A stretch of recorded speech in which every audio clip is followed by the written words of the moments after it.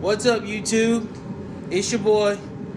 As you read by the video, we're gonna go ahead and try to get this flex fuel sensor installed. So first things first is I'm gonna get the tools that I need, and we're gonna get this thing installed. So with that being said, I've already got the hose. If you followed the first video about buying the flex fuel parts, this is a hose that I already had. But however you set your setup, this will be coming off my fuel rail, off my return at the bottom here, and coming over, and my flex fuel sensor is going to be sitting right here, guys. So that means I have to cut this hose, and then the fitting that I have there, take that out, and then put the fitting back here. Then my sensor is going to sit in here. So first thing first, though, I have to get the sensor into the housing. So I have a Motion Raceworks flex fuel sensor holder. So I'm gonna grab that, guys, and then we'll go from there.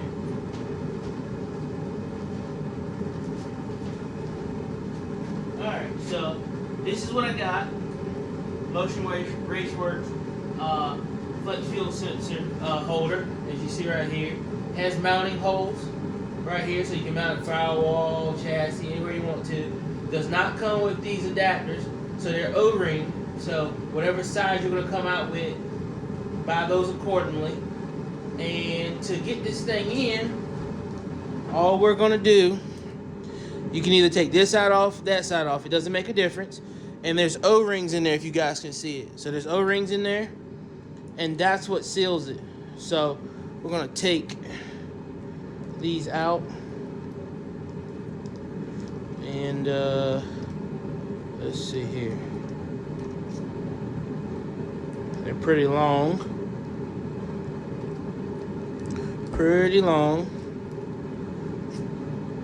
Okay, we got those out, and I'm gonna set those bolts right there, and then we're gonna pull this thing apart. Supposedly, boom, pulls right apart. So, something I noticed, it splits the flow inside, which is cool. I should have known that, but I didn't think about it. It splits the flow inside, so you still get adequate flow. It doesn't choke it. So it's going through the sensor here, but as you look in there, it's going right to the same opening, and it's channeled up, so you get maximum flow. So I like that's pretty cool. All right, before we put our other side on, we're gonna go ahead and check these. Make sure they're tight, because this stuff just comes assembled, guys. Look at that. All right, so that's tighten that up. Just probably comes assembled enough to ship. Then we're gonna tighten that up. Make sure they're tight. Also make sure these are tight, guys. Mine aren't. So I'll grab an adjustable and tighten those up.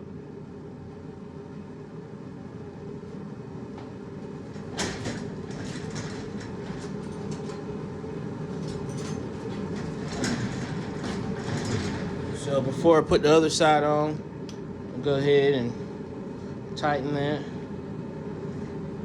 If you have issues with doing it with your hands, locking in a vise or something like that, got some pretty good grip, so I'm confident that's not going to leak. And then this guy's O-ring. So with that being said, so we have our flex fuel sensor right here.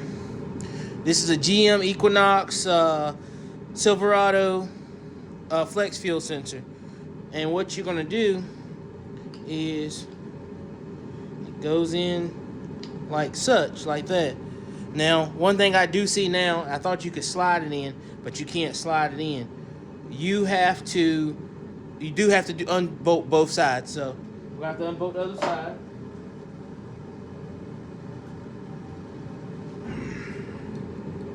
So you do have to take both sides off, guys, because it has a lock. It locks it in, and I'll show you once I get this off, which is cool. And if you go back to my last video on finding these parts, there's very different types. AEM has one.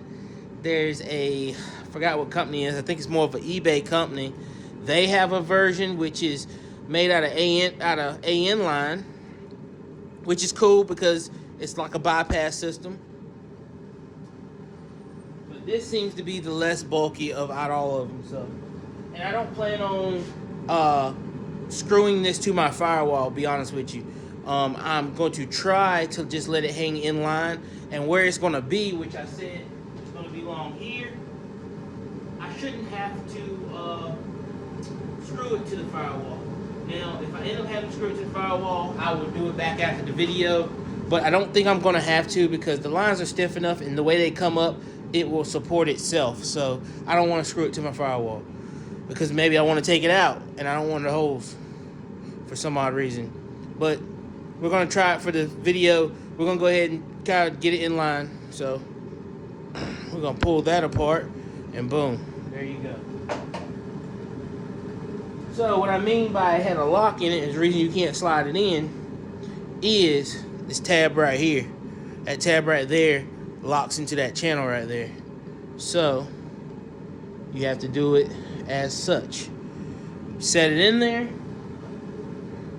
Now guys, when you put this stuff together, make sure you put some lubricant on it. I'm going to spray these down with some WD-40, any kind of motor oil, transmission, anything, just lubricate these O-rings so they don't go in dry. And I'm going to do these, and I'm going to do the green ones inside here. So hose tight.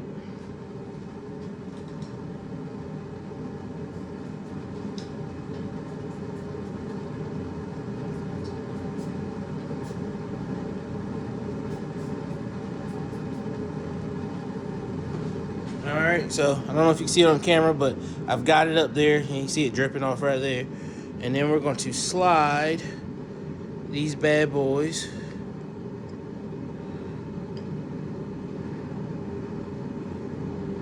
on, which is crazy because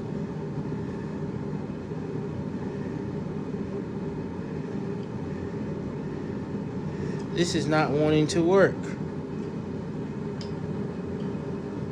Oh, I'm tripping. Sensor has to go upright. Sensor has to go upright, guys. So I believe, hold on here, something's not lining up, guys.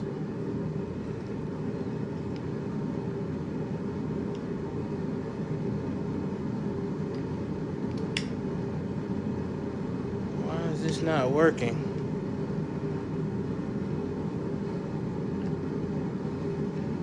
Oh, buddy.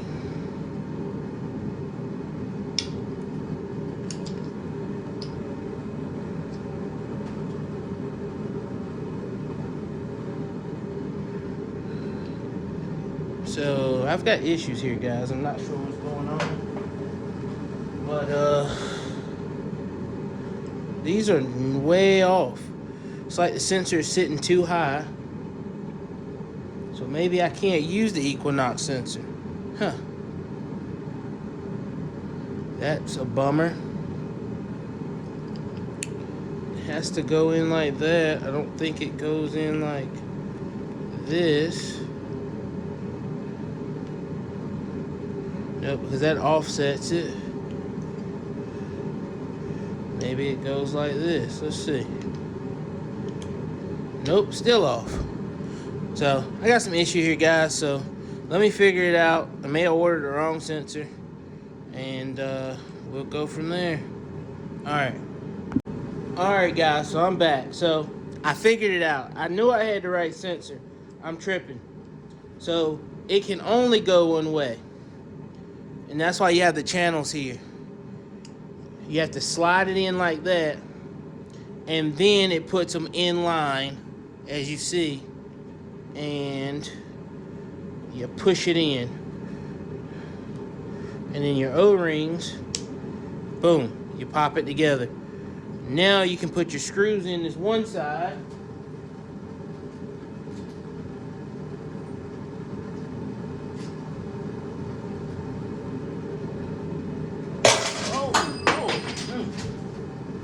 that sucked. Nothing hurt. I did drop the what's the name, so it's always good to have covers on your stuff, guys. I'm gonna probably have this car repainted here in the next 3 years anyway, but it didn't hurt anything. It's got 5 coats of clear on it, so Plus, it's so dirty right now. It probably hit dirt instead of paint.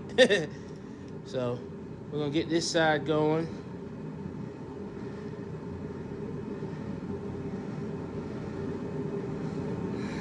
So, I'll show you guys the finished product here once we get it all in there. I kind of wish you could angle it. Ooh, I don't like that. So don't tell me this is already stripped out. We're gonna snug that and leave it be. So I'm already kind of dissatisfied with motion already. I think one of these is already going stripped, and I mean I'm not using a whole lot of torque here. Now, I'm pretty strong, but so we got that side in. Now let's get this side in.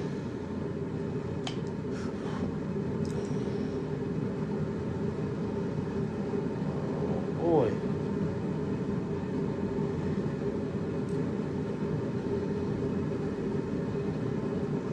So, one thing I'm learning, you can't tighten both sides down until you have it completely seated. So that means that this adapter is not true. So, strike two. And the reason I say that is, show you guys, I'll be transparent with you guys, you can't push that in right now. You have to have flex in the sensor before you can put the other side on. Don't like that. So maybe the other one was better. I don't know. I see a lot of guys use this one. A lot of people use a lot of motion stuff, but so let's see what we got here.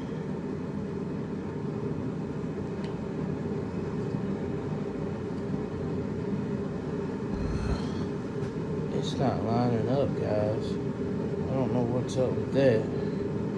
Let's try to back this side off.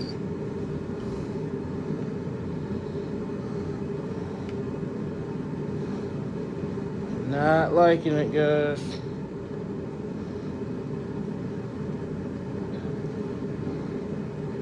Not liking it at all.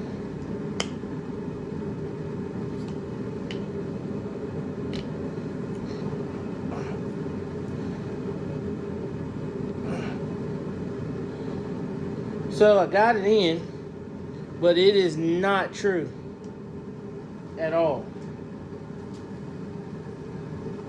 So I'm a little disappointed in that. Let's get these screws in here and see if it pulls together. Which it looks like it's already together. So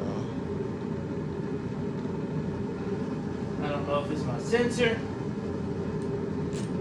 or just the motion piece.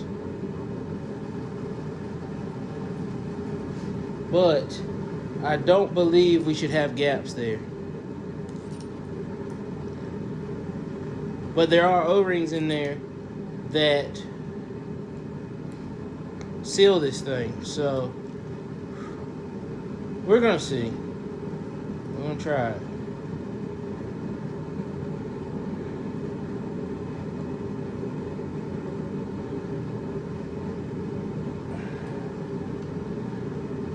A little alarming, I'm gonna be honest with you, because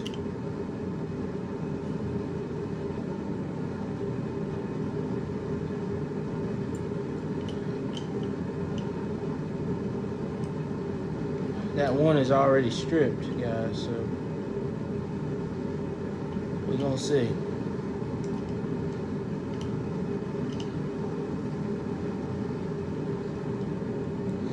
If I cut my line and this thing leaks, I'm gonna be extremely upset.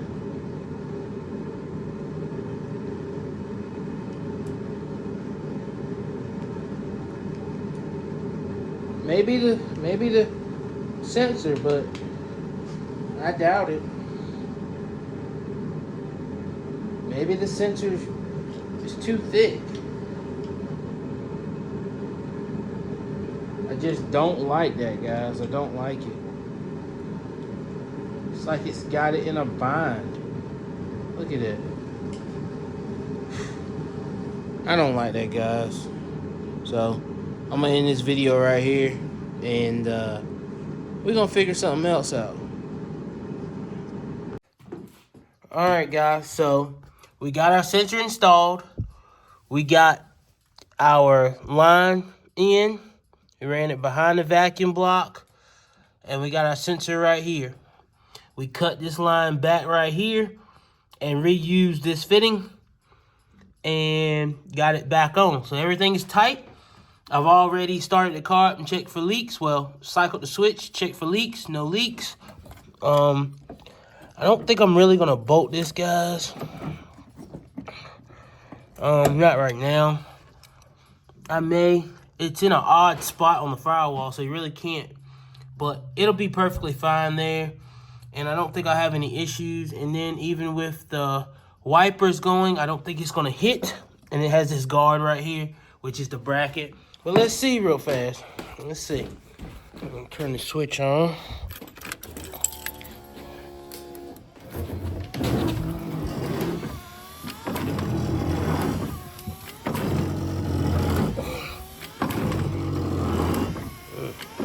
Motor don't like that, whatever it is, but we'll find out what's going on there. She's binding a little bit, seems like. Nothing's hitting, so we're good there. So it's just the motor. Probably needs a new motor, but so we're good there. We'll cut that. Oh, let me cut them wipers back off.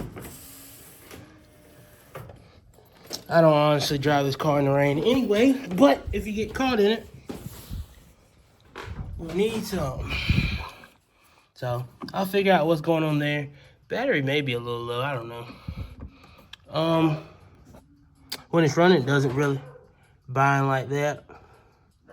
So I'm not sure there. I'm gonna reroute this line right here, guys. I'm gonna go under, get that out the way. But everything else is clearing really good. So the next thing we have to do is we have to wire this. Now, it's a 3-wire pigtail that plugs right in, just like that. You have a ground, but this has to be a sensor ground, guys. Can't just ground it to the chassis or to the motor. It's a sensor ground. I'm gonna show you where my sensor ground is. 12 volts, not 5. That's a 12 volt. And the signal wire going to the ECU. Now, your 12 volt can go to any key source. I'm gonna run mine to my fuse panel on the inside, or I may go to my sensor panel. Not my sensor panel, my gauge fuse block, which is right behind my glove box. I may go there, but I'm actually closer to go to the factory fuse block, which that's probably what I'll do. And then we come over here, and if you're running a microsquirt system, or in my case a microsquirt, which is nothing but a condensed MS2, you're gonna have a violet or purple with a white stripe. This wire here is your flex input, your flex fuel input. This is what your white wire from that pigtail over there is gonna go. You're gonna tie that into here. So we're gonna get some white wire, which I have plenty of wire, and we're going to solder these in. So I'm gonna solder one straight across here and route it into the harness here. The black sensor ground. I actually have a sensor block here for all my sensors. And this is all my sensor grounds going to the ECU. So they're all in one location. So these are your sensor wires, which are white and black, if it'll focus. I have both sensor wires going to this block. And then as you can see, I can just add a spade and add it in right there. So all my sensor grounds go there because they have to go through the ECU. And that's it, guys. I'm going to get those hooked up. I'm going to get all this stuff tidied back up. and then I'm going to show you guys how to set it up in the computer. Alright guys, so we got everything installed. We got our flex fuel sensor right there on our return line. We got it all nice and wired up. Got the sensor output. We got the ground going over here to the sensor ground block, as you can see right there. We got all this back in its loom, tied it up, fixed any issues that I saw, which weren't really any. I did have one little ground that came out here, guys. I'll be transparent with you guys. When I was tugging on this thing, it came out, so that let me know it was loose. So we put a new end on that, re-crimped it. We're good to go there.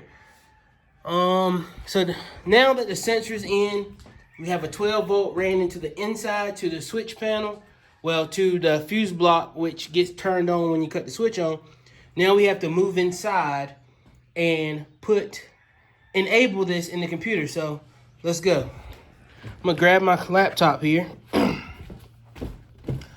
And I'll talk a little bit about this laptop, because I know some of y'all are like, that's a laptop.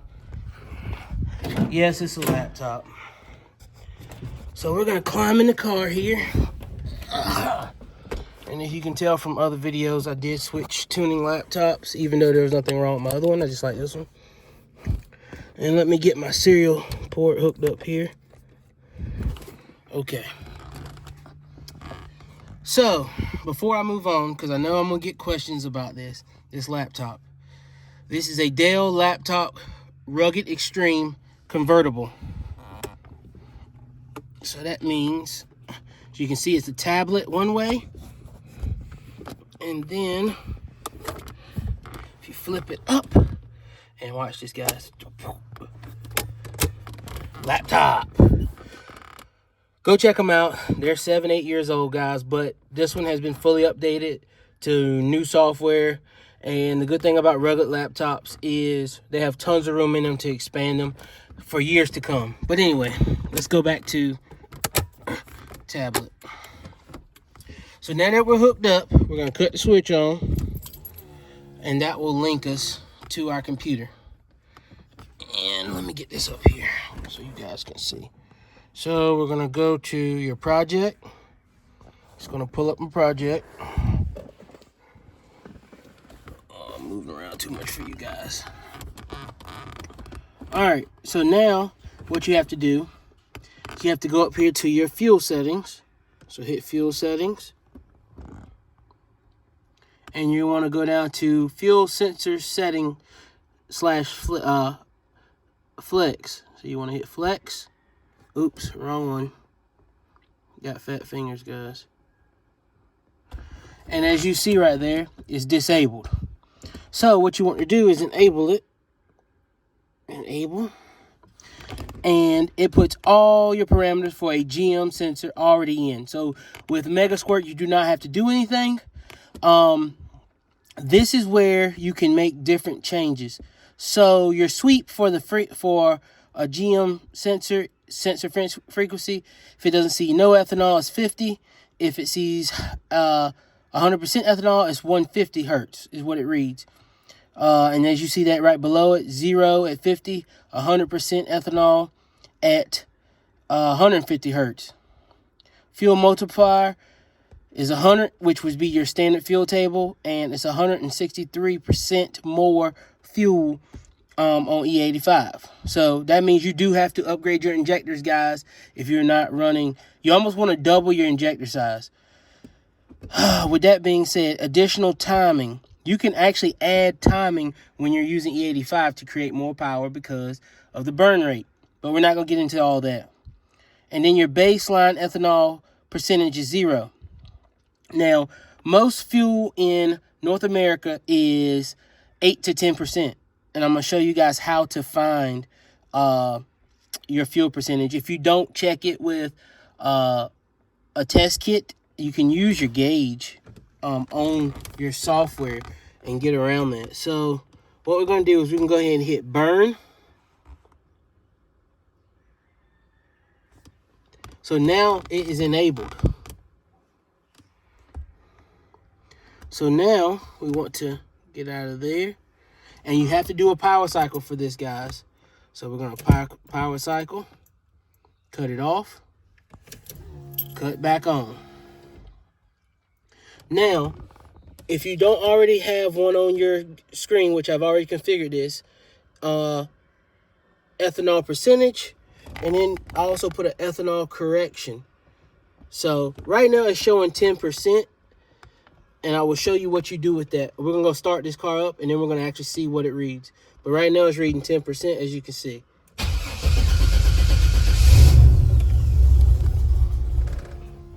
All right, and of course I don't run a IAC, so it takes twice when it's super cold.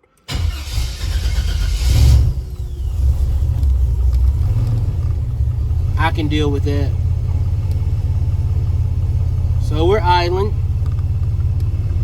and on our gauge we are reading 10% ethanol content.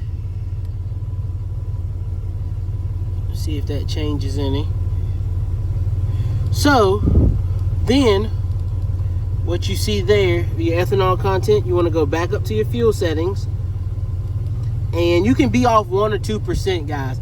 So anytime you go to a pump and it says 8 to 10, you can be off 2%. It's not going to hurt anything. We're going to go back to fuel sensor setting, and oops, my fat fingers.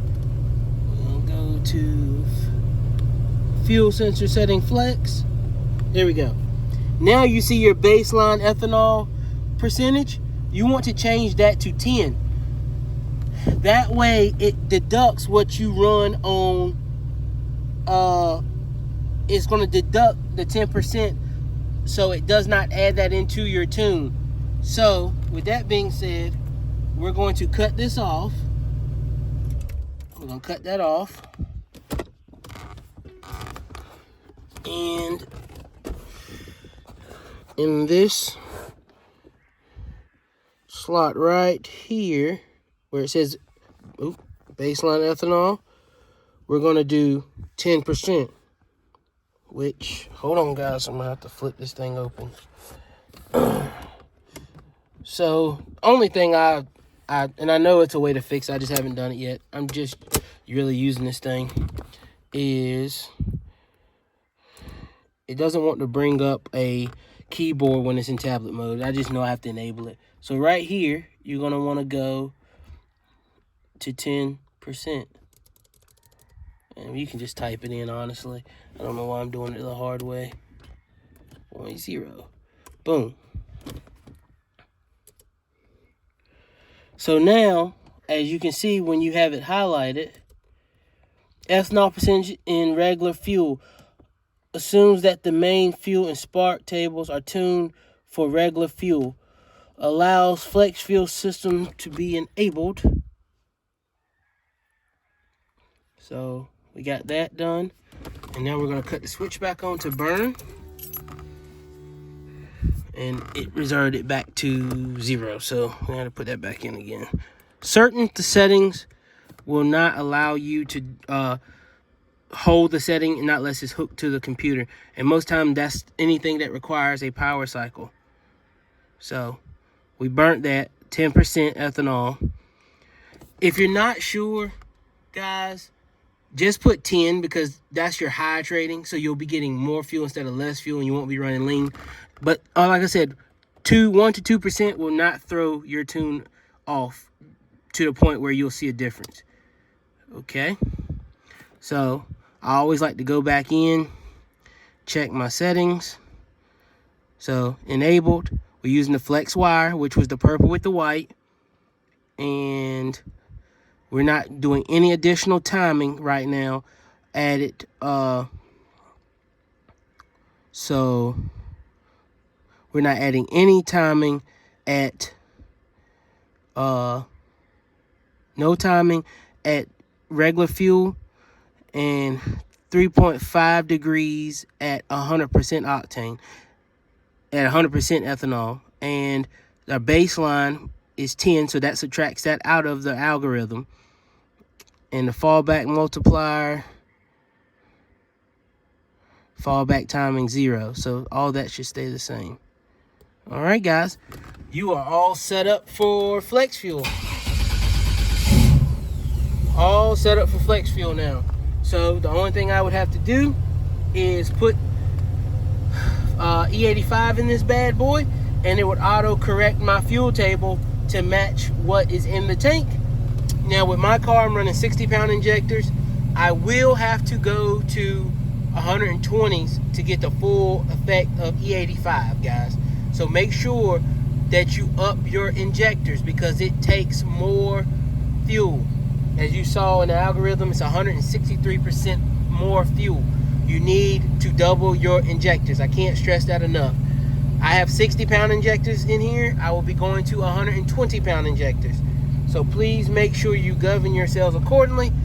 This is my flex fuel setup. I'm out. It's your boy Jordy B.